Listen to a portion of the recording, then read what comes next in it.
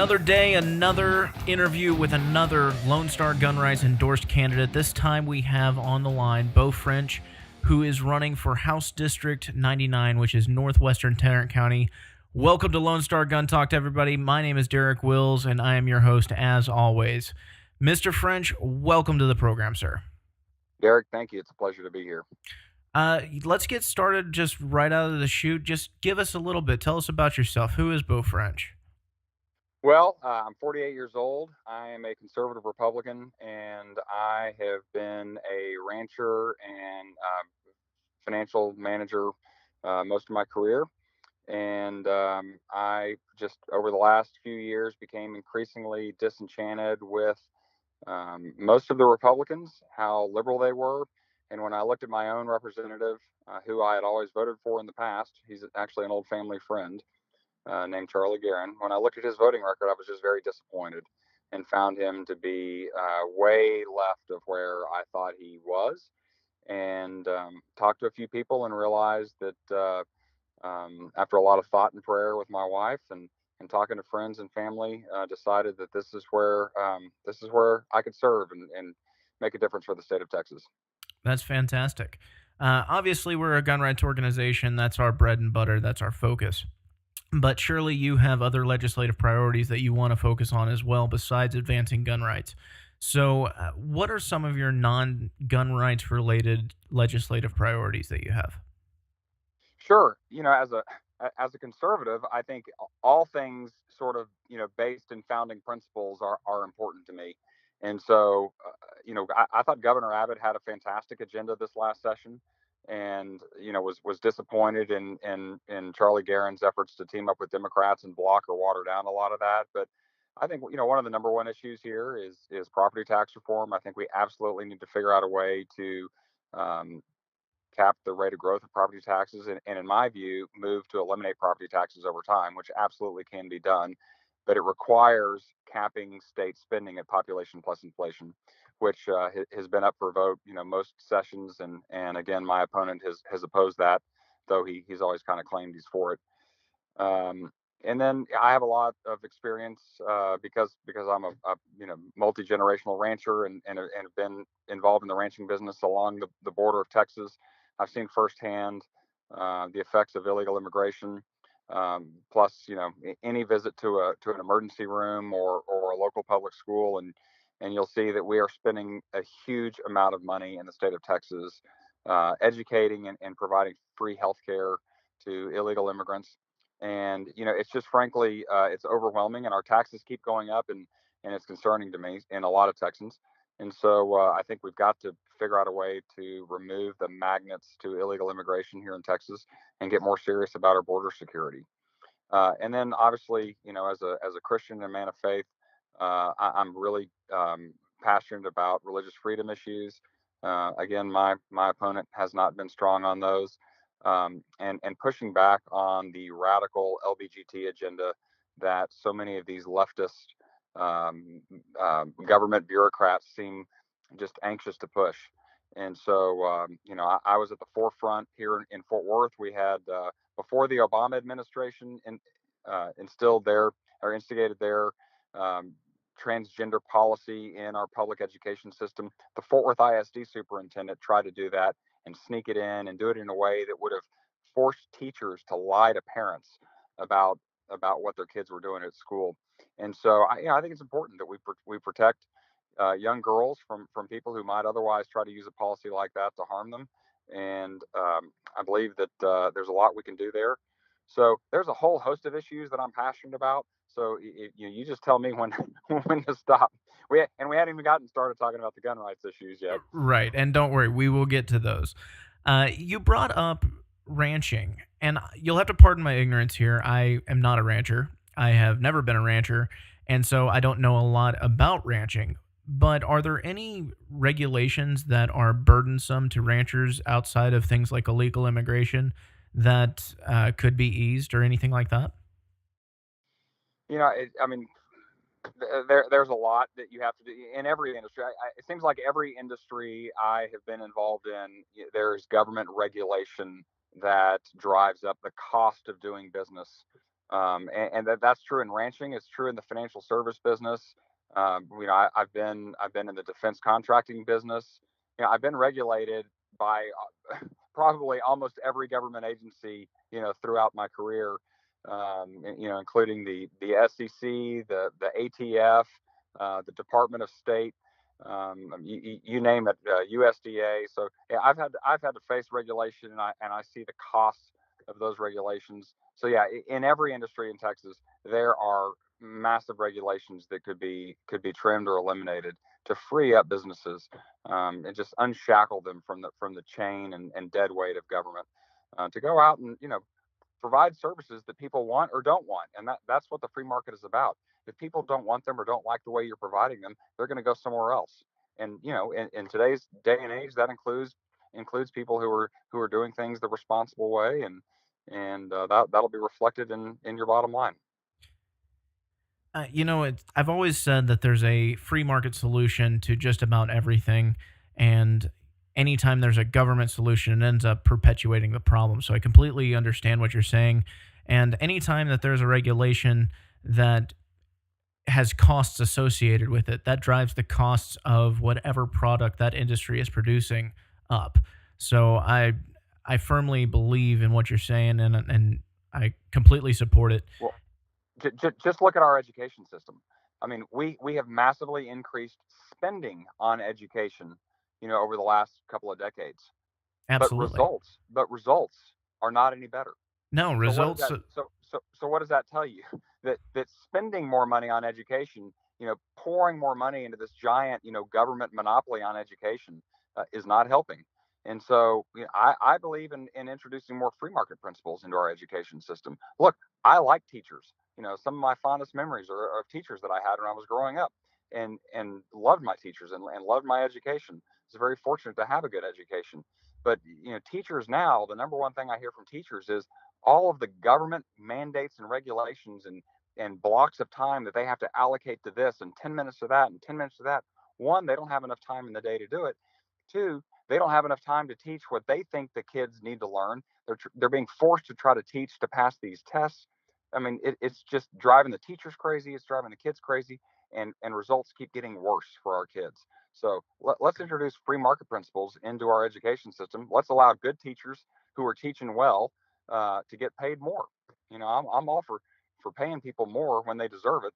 And in a free market system, you can affect that. And let's reduce the amount of administration and overhead that there seems to be. All these bean counters who are trying to force teachers into doing things they don't need to be doing in the first place. I couldn't agree more. And, I could listen to you talk about this all day, but I want to shift gears and let's focus on what Lone Star Gun Rights is all about, and that is the Second Amendment.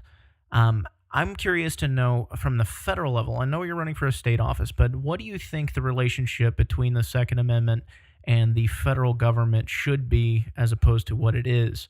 And basically, what's your philosophy as it relates to the federal government? Well, look, I mean, there certainly is a role, to the federal government, and as states, we signed on to to have, a federal government. Um, However, I'm a big 10th Amendment fan too. Um, this notion that these bureaucrats, leftists in Washington D.C., who don't understand anything that we're doing here in Texas, can tell us, what we can do. I mean, the founders were very clear, and thank goodness for our founding documents, because they really do spell out, especially if you go back and read, the Federalist Papers, that underpin how those documents ended up being the way they are. You know what the intent was, of those words in our founding documents. God given in life, liberty, and the pursuit of happiness. You know what they meant, in the First Amendment. You know what they meant in the Second Amendment. And so, we don't have to sit here. You and I don't have to sit here and debate what those things mean. But all too often now in today's, um, marketplace, you hear people wanting to change the meaning of what they said. Well, they didn't really mean that. Well, that's because they had muskets. Um, but at the end of the day, it was a constitutional republic, and each state was its own sovereign state. Um, who was giving some power to the federal government, but not ceding power to the federal government. And so, I believe that the state should be in control of our gun laws. Okay. And so, as it relates to the state of Texas, what do you think the role is for Texas as it relates to gun rights? Well, listen, I think in a lot of ways, not exclusive to gun rights, but including gun rights, Texas, a lot of the other states are looking to Texas as a leader on a lot of issues because Texas is doing it better than a lot of other states. I mean, look at our tax policy. There's a reason why our economy does well in Texas and people are moving from other high tax states. I think the same thing is true, across the board on issues and including gun rights. If we can lead the pack, be the tip of the spear on proving, showing, demonstrating that our gun rights lead to less crime, uh, and we make sure that people have the means to protect themselves, the way that the Second Amendment was intended by our founders. I think that crime will continue to go down as it has, um, and that Texas will become a safer place as it has, and I think we can continue that track and do better there. And people will look to Texas and say, "Hey, Texas is doing something that's working. Maybe we should look at that." And so I think we can affect the rest of the country. I do too. And with the recent tragedy in Florida, it raises the question as to whether or not teachers should be allowed to be armed in public schools. What are your thoughts on that?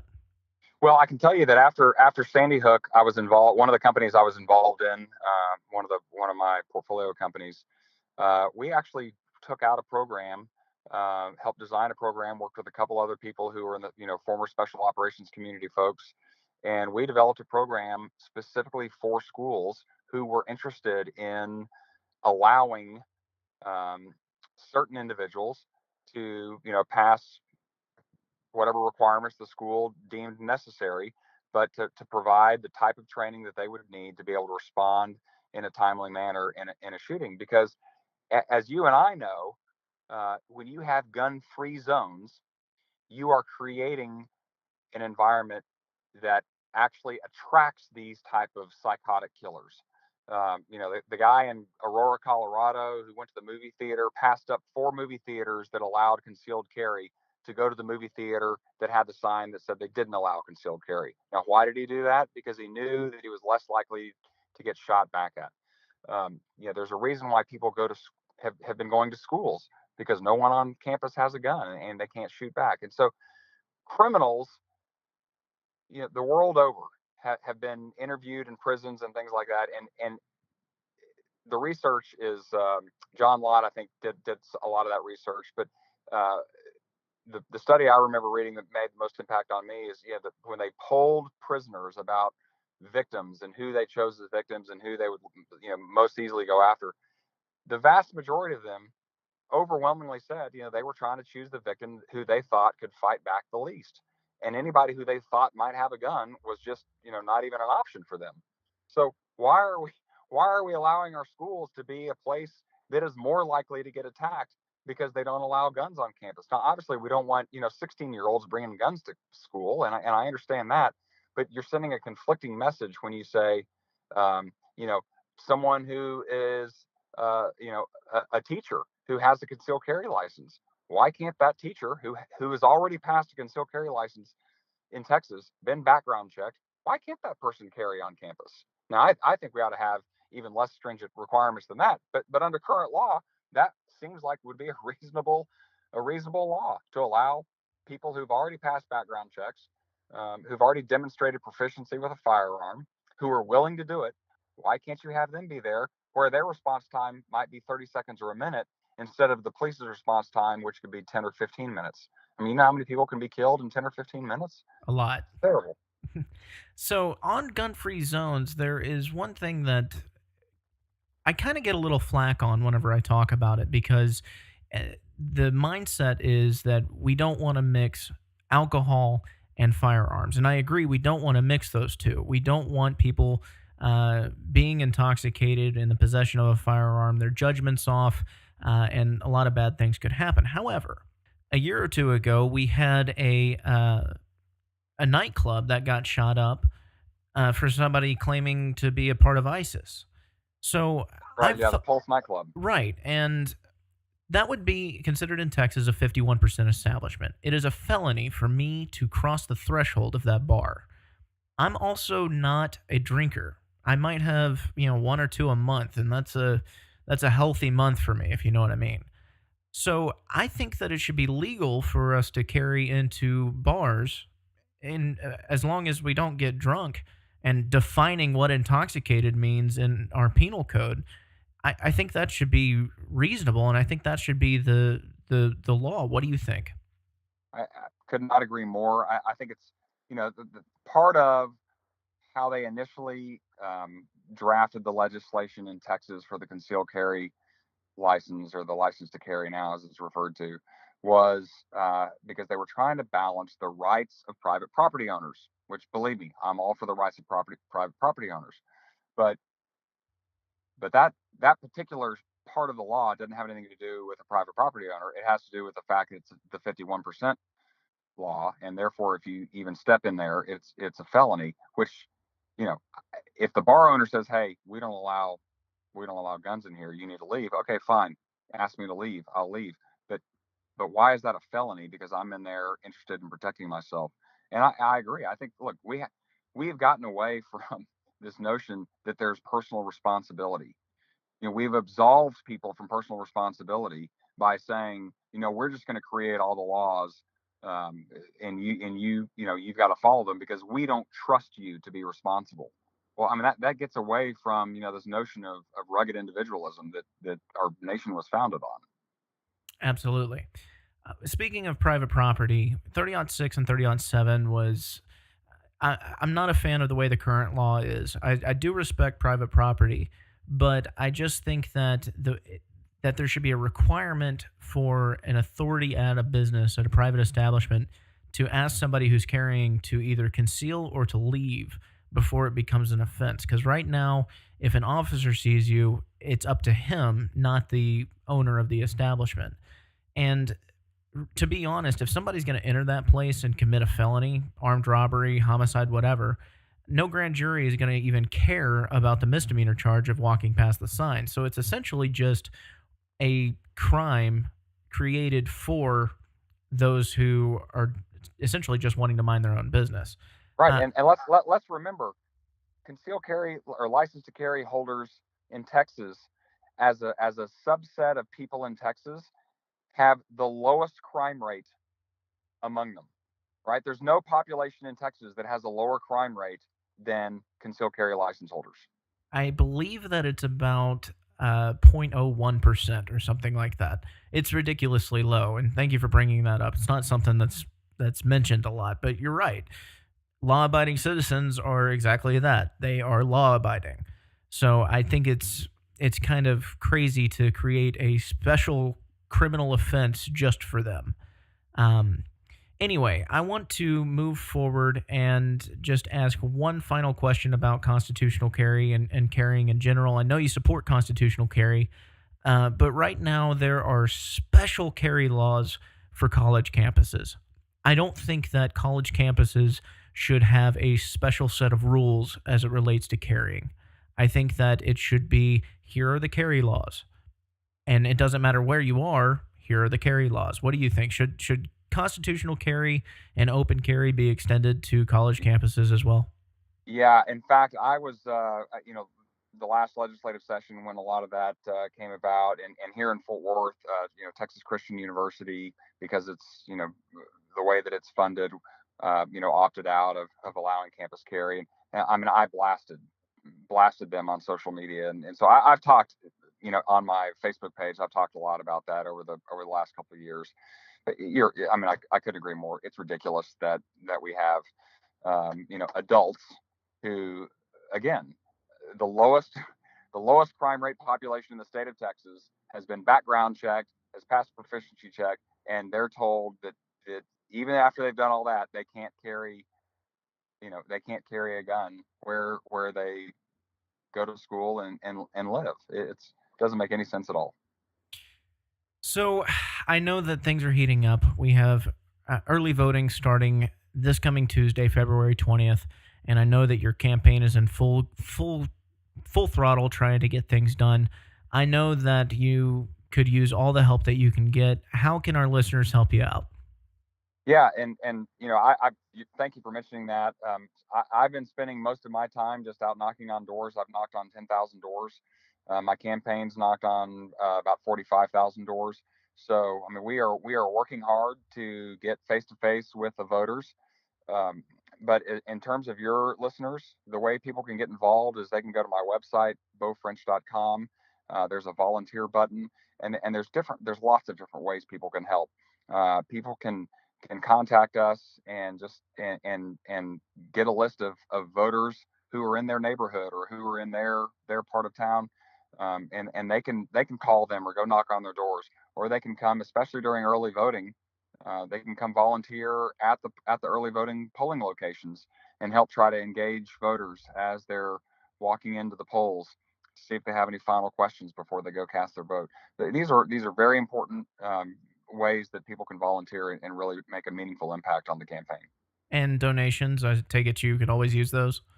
Well, I'm gonna last time I ran against Charlie Guerin, I was outspent 3-1. I would expect I'm gonna get outspent 3-1, but literally every penny matters. And we have people send in $5 checks, and I have one donor who, bless his heart, he's an old retired gentleman, clearly living on a fixed income. He has sent me $20 every month since I announced.